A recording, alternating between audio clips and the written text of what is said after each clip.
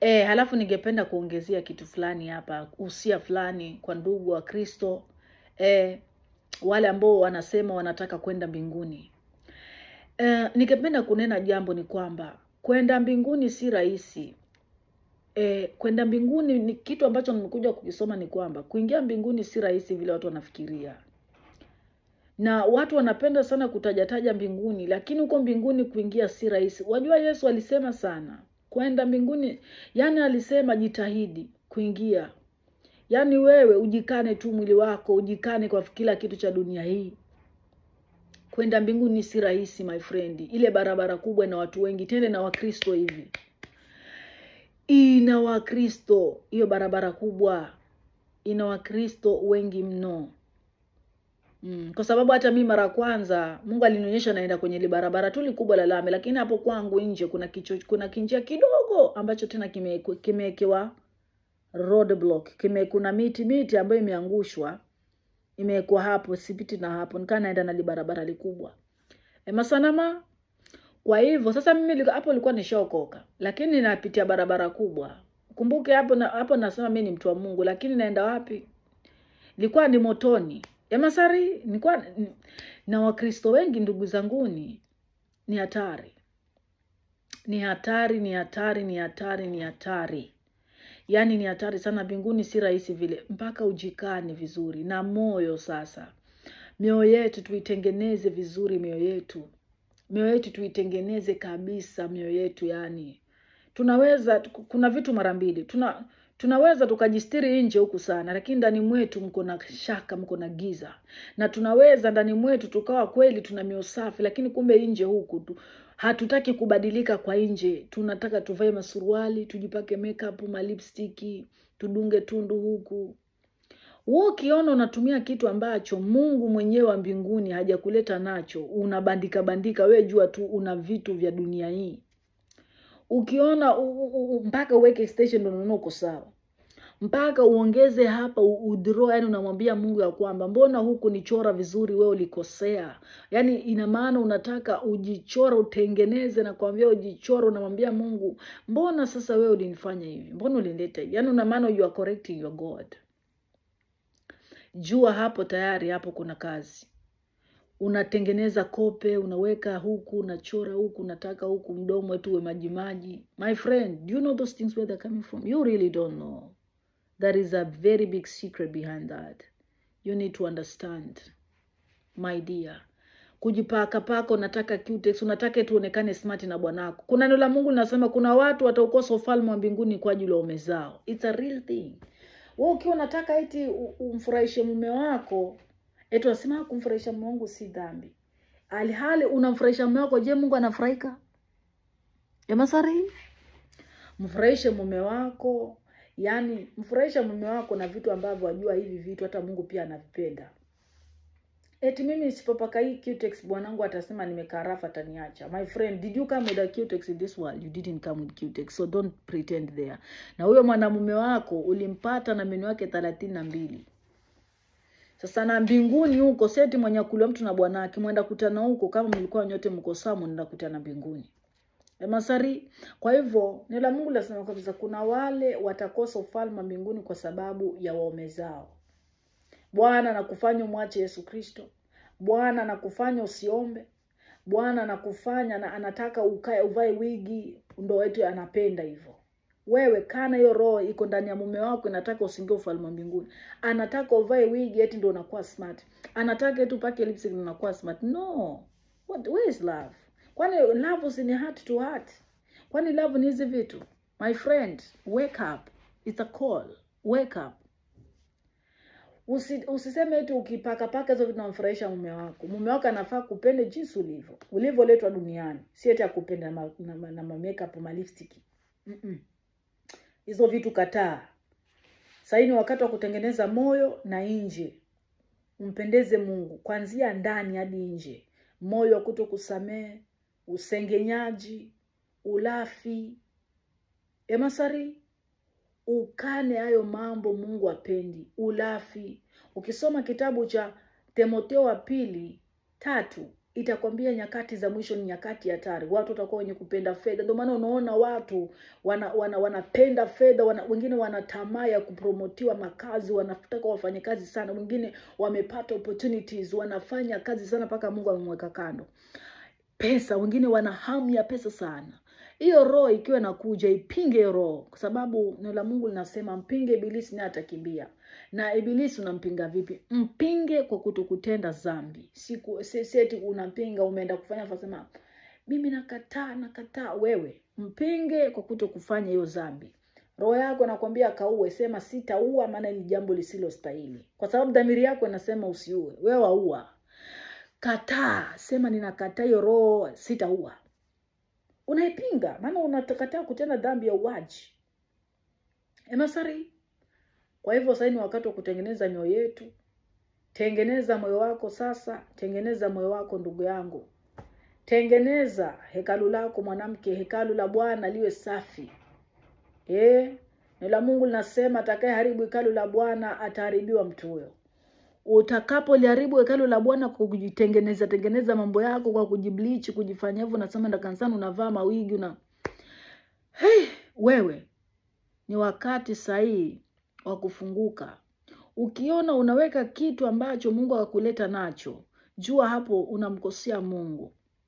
Jua unamkosea Mungu. Unamkosea Mungu kwa sababu kwa nini uweke hiyo kitu? Kwa nini uweke hizo vitu? Halafu kuna makanisa mengi ambayo watu hawaambiwi hizo vitu. Watu tu wanaambiwa touch. Watu tu wanaambiwa pokea in the name of Jesus. Mimi wanapoangalia ile makanisa wanasikitika sana. Hususan wanawake. Wanaume hawana kazi nyingi. Wanawake. Nikiangalia ile makanisa vile, unaona mwanamke ameenda pale. Neno la Mungu lasema si kwa kusuka, si kwa kufanya, si kwa kusuka, urembo wenu sio kwa kusuka. Unaona mchungaji labda amekaa pale anasoma, anaambia watu neno, anaambia nini wanawake. Sasa nashindwa kuona wanawake. Hata sisi wanawake tunapaswa tusome neno. Mtumishi wa Mungu hata kuambia kila kitu. Mungu anataka wewe usimame mwenyewe pia. Wanawake, hebu tusimameni, soma neno. Bila kulisoma neno hutaambiwa mambo mengi na watumishi wa Mungu. Inabidi wewe mwenyewe ukae, ujisomee neno lako, ujole ukweli ndani ya neno, ndio uende kulingana, ujaribu kulingana na hilo neno la Mungu kuishi. Kama utasoma neno, wewe unatarajia Jumapili uende kanisani ndio ukaambiwe na mtumishi wa Mungu hakuna kusuka, hakuna nini. Watumishi wengine washalisoma ile neno, lakini hawaambii wanawake kwa sababu wanaona wanawake wakiambiwa watakimbia makanisani.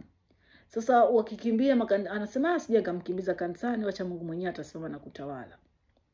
Emasari, lakini Mungu anataka wewe mwanamke usimame mwenyewe, usimame. Maana kuna wanawake wengine unaona wamepondeka na Yesu Kristo. Wamepondeka, wanampenda Yesu, anakuambia I love Jesus. Alafu mtu unaona amejibleach ngozi. Unajua hiyo kitu haistahili. Kujibleach ni kitu kibaya. Yaani ibilisi nyinyi jamani. Hata mimi nilikuwa nikimwabudu Mungu alafu tena ninajipaka kaloshoni kakuniko eti nasema kakunitakasa.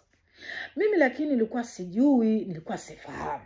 Nilikuwa najipaka na ngara. Sasa yale mambo yale ndo nikota niko kwenye barabara ndefu sasa. Lakini sasa nilipojua ukweli, nilisikitika sana. Nilipojua ukweli ya kwamba ni dhambi. Nilisikitika, nilikuwa nasema kwa hivyo mimi hivi nilikuwa naenda kuteketea. Nilisikitika sana, hata Mungu alijua nilisikitika, nilitubu sana. Nilisikitika sana. Alafu nilikuwa pia navaa suruali, nasema nimeokoka. Nilipojua kwamba ni mambo haya, nilisikitika sana. Nilisikitika sana navaa masuruali nikisema nimeokoka. Nilisikitika wewe. Nilisikitika sana, hata Mungu ndo alinijua. Nilisikitika. Nilisikitika sana. Mungu ndani nifahamu na kunijua sikitiko langu nililosikitika. Nikaacha, nilitubu na nikaacha. Sasa hii ni kazi yangu ya kutubia moyo wangu tu. Kwa sababu sasa hii usione tu kumetulia. Mapepo yanatembea kiachilia, watu wanatiwa mioyo migumu, wengine wanatiwa wivu, wengine wanatiwa tamaa. Sasa huu ni wakati wa kumwambia Mungu kuhusu moyo wako. Unaweza kuwa umewacha ndio kuvaa malongi, kujipaka vitu, lakini moyo wako ukaa mbele za Bwana haupendezi. Ni wakati saa yote unamwambia Mungu. Kuna kitu kikigundua ndani yako si cha Mungu. inabidi umwambie Mungu, mimi niko hivi, ninaomba uniondolee mimi si hali ambayo naipenda. Na ukawe mtu wa kutubu saa yote, ukawe mtu wa kuomba rehema za Mungu, Mungu akuondolee. Kiwezekana hata uifungie hiyo kitu, mwambie Mungu niondolee, mimi siko hivi, mimi siko hivi, mimi nakataa. Utakuwaje? Kuna maroho yanatembezwa watu wa Mungu, mioyo yao wawe na mioyo ambayo istahili, mioyo ambayo hempendezi Mungu. Unaweza kuwa umeokoka waomba sana lakini ndani ya moyo sasa uko na gudu la kutokusamehe, unaweka chuki. Kuna mtu kimwona hutamani kumuona kwa sababu alikukasirisha. Sasa mbele za Mungu hiyo inakuwa ni mbaya. Ukiona kitu kama inakufuatilia na huko hivyo, jua mbona niko hivi, mwambie Mungu niondolee. Kuna wakati kwa Mungu mwenyewe anajua mtu atapendi kwa hivi. Anajua ni kifungo. Lakini wewe basi hata useme, mwambie, unakuwa na moyo mkaidi, utaka hata kutubu. Tubu kila siku, repent. Kurepent ni kila siku, sio siku moja, si Jumapili tu. Repent kila siku. Maana ya kubeba msalaba wako kila siku nifuate ni kuomba na kushiriki mateso na Bwana. Shiriki mateso na Yesu, funga na kuomba. Shiriki mateso na kulisoma neno. Kwa kulisoma neno katika majaribu utashinda. Ushindi tunao ndani ya Yesu Kristo kupitia neno la Mungu. Tunakuwa washindi kwa jina la Yesu. Masari, tunakuwa washindi. Sisi ni washindi. Hatushindi, sisi ni washindi ndani ya Yesu Kristo. Hata kama vita vinasimama, lakini sisi nasi tusimame, tusikubali kushindwa. Usikubali. Wewe mtu, nataka nikwambie, ulipitia vita vikali sana. Alafu hapa katikati Mungu anataka kuachilia baraka zako. Eti pepo anataka utoke katika njia ya Mungu ili baraka zako usizipate kwa wakati. Hapana, ng'ang'ana. Kubali kuacha dunia upate yale yako. Kubali ndugu yangu, kubali. Nakwambia hivi, kubali. Mwanamume asikufanye ukakosa ufalme wa mbinguni. Simama na Yesu Kristo. Na simama. Mbona wewe Yesu alikuita wakati na una huyo mume? Kwa sababu mume wako Mungu yuko tayari wewe usimame ili mume wako abadilike. Hatabadilika ikiwa wewe utasimama. Atabadilika, atamjua Mungu ikiwa wewe. Mungu hataki watu waachane. Usimwache mwanaume wako kwa sababu eti wewe umeokoka. Wewe neno la Mungu la kwambia ulitajuaje kama Mungu hatakuokoa kupitia wewe? Umwache mume wako kwa sababu tumeokoka. Mimi nimeokoka, mimi nataka mume wako kuokoka. Wewe start that journey. Hayo mateso utapitia hapo yatakukuza. Masari, usi wangu ni huo. Ubarikiwe sana wewe mama utakayesikia ujumbe huu. Na wewe ambao umeanza safari ya wokovu, shikilia sana msalaba, utakusaidia msalaba. Mwisho umekaribia. Ni wakati wa kufanya nini? Ni wakati wa kuchagua dunia ama ufalme wa mbinguni. Huu ni wakati. Maana tunaingia katika wakati mgumu sana. Ni wakati wa kuchagua, je, utastiki na Yesu kwa kila matatizo atakao kupata ama utamwacha Yesu kwa sababu ya shida? Simama sasa, ng'ang'ana kuingia katika mlango mwembamba, sharabasia. Ng'ang'ana. Hiyo njia nyembamba ng'ang'ana nayo. Usikubali. Kwa jina la Yesu. Barikiwa sana.